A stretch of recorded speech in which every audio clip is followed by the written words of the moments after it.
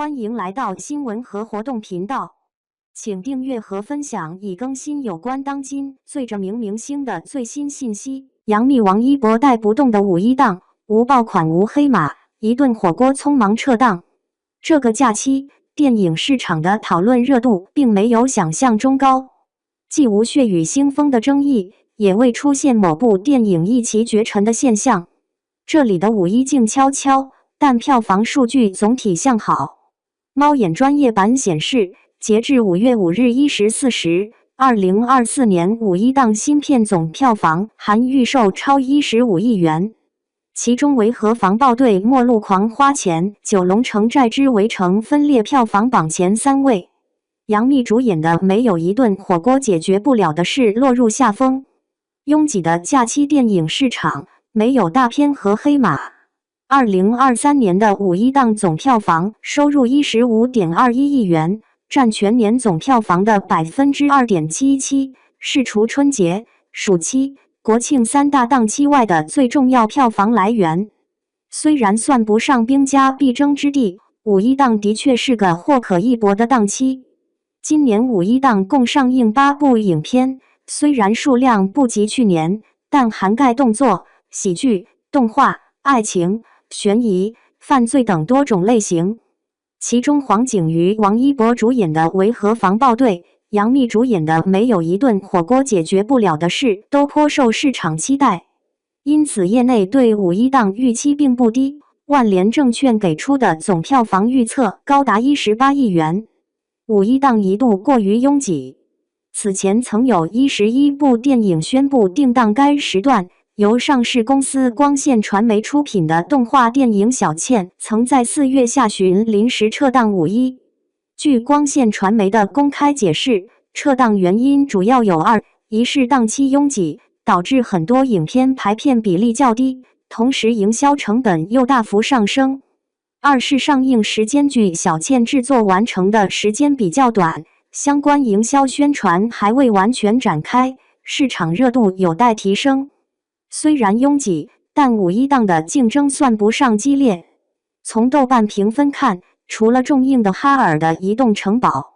没有一部新片开分在8分以上。目前的票房冠军维和防暴队评分尚未及格。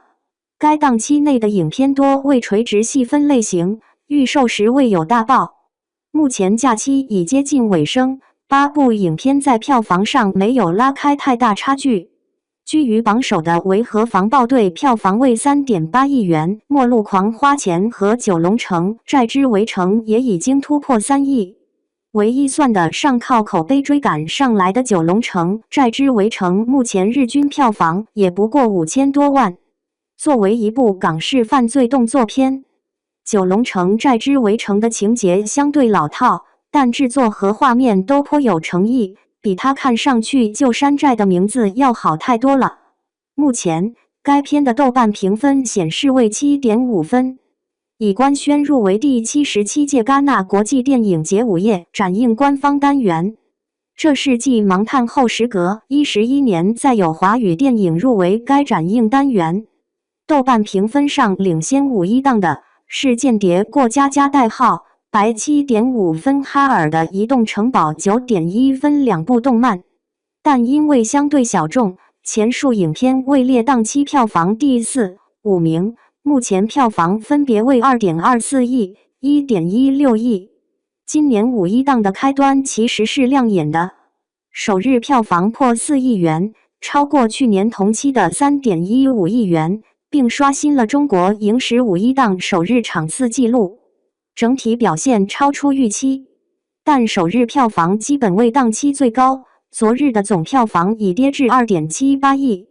本届五一档票房恐难超越2021年同期创下的最高票房 16.74 亿元。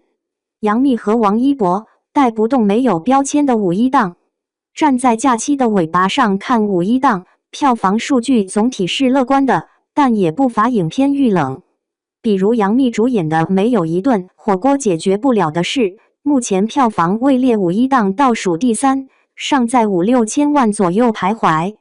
没有一顿火锅解决不了的事是一部剧本杀电影，此前扬名立万、满江红等影片的成功已为该类型作品探过路。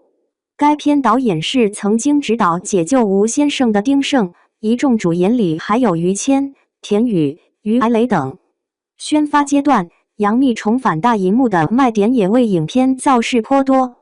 上映首日，该片日票房约为1821万元，第二日便下跌至945万元，几近腰斩。目前该片的豆瓣评分显示为6.3分。从观众反馈来看，尽管讨论焦点集中在主演杨幂身上，部分评论两极分化，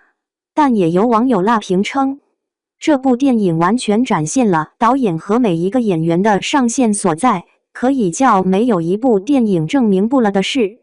实际上，这部影片的出品方多达16家，包括唐德影视、百纳千城等上市公司等。没有一顿火锅解决不了的事是出品方最多的五一档电影，虽然并不清楚该片的投资规模，但它大概率不能像扬名立万一样以小博大了。或受票房成绩影响，没有一顿火锅解决不了的事官宣将于5月6日正式撤档。除此之外，维和防暴队的表现也不及预期。该片主要出品公司达6家，包括上市公司万达影业和捷成股份；联合出品公司达5家，包括上市公司欢瑞世纪。光大证券研报显示，维和防暴队有望成为2024年五一档票房冠军。虽然大概率是档期内票房冠军，但该片的预测票房仅为6亿多。一组可以对比的数据是，同样是由王一博主演的，在去年同期上映的主旋律电影《长空之王》的总票房累计有 8.5 亿。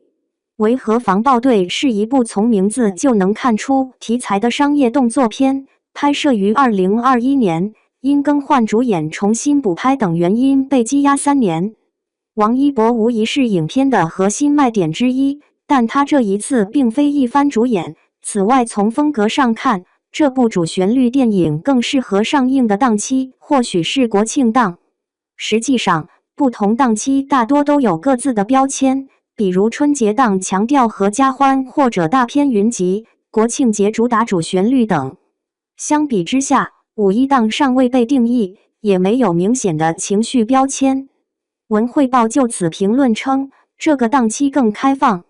因为没有了标签导航，或许能容得下更多层次丰富的影片同场竞逐。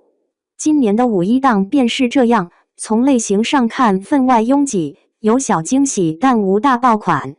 据垂眉独谋援引业内人士观点，正因如此，每一部腰部影片即便明知大部分影片要成为炮灰，但也要赌一把，成为28效应里的2。对此，小伙伴们有什么看法呢？